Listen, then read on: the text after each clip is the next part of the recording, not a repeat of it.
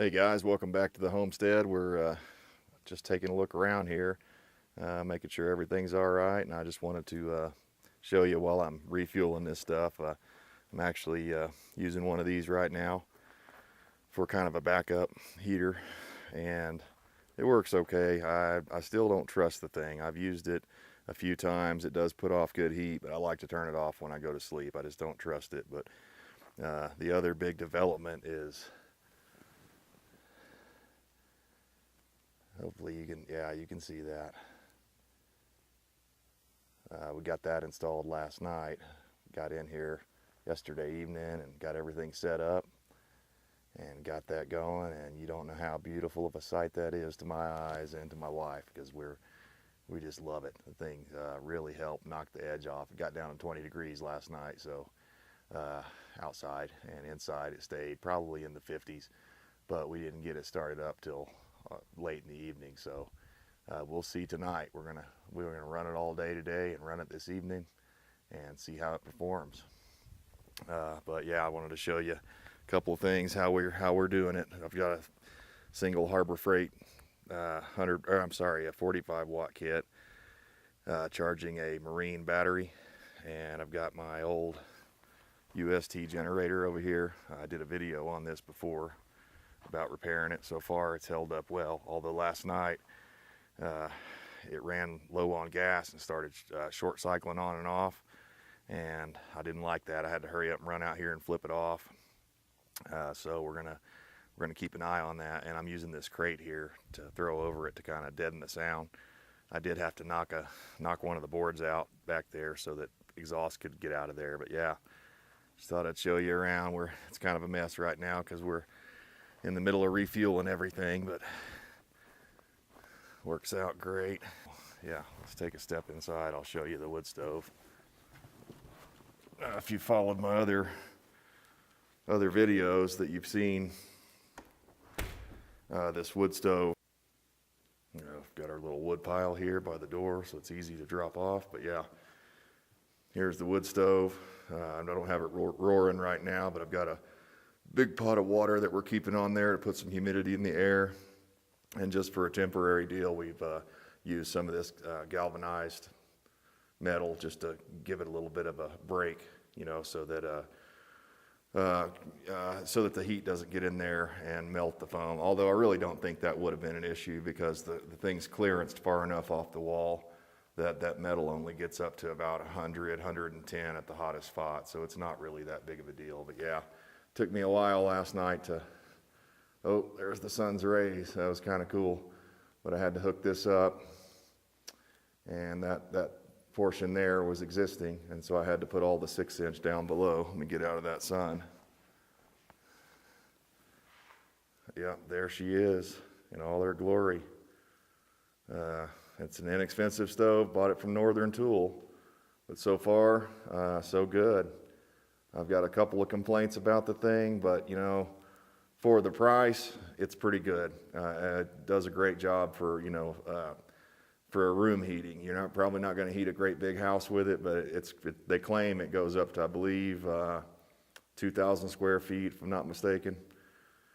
And this place, we're not insulated. We've got some spray in over here, but they stopped. So a lot of the roof is not insulated. Now the walls are insulated great because they're the ICF, but the ceiling right now, we're trying to decide on that. The cheaper route is to go in and put bats in there, the traditional Pink Panther type siding, but it's not as good, so it's sort of self-defeating to build a house like this that's got the ICF with the foam and the concrete and all that, and then put a standard roll-out insulation in there. So we're not real sure what we're going to do on that. We like the idea of the spray foam, but the only problem is that it's real expensive, and there's a lot of controversy on the open cell versus closed cell, and so we've been struggling with some of that kind of stuff, trying to figure out how we're going to do this stuff. And we've also got this is just part of our heating solution for this off-grid house. The other part of the equation, walk back here in the utility room.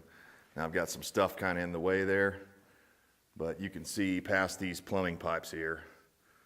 This is where I had to make this is going to be the bottom sill board for this wall here. But anyways, yeah, I was saying back behind that little clothes rack right there, laundry rack, I've got our in-floor tubing for the radiant floor tubing. So we're kind of struggling with a couple of things like that. We've got limited space. We're going to have limited space in this room back here.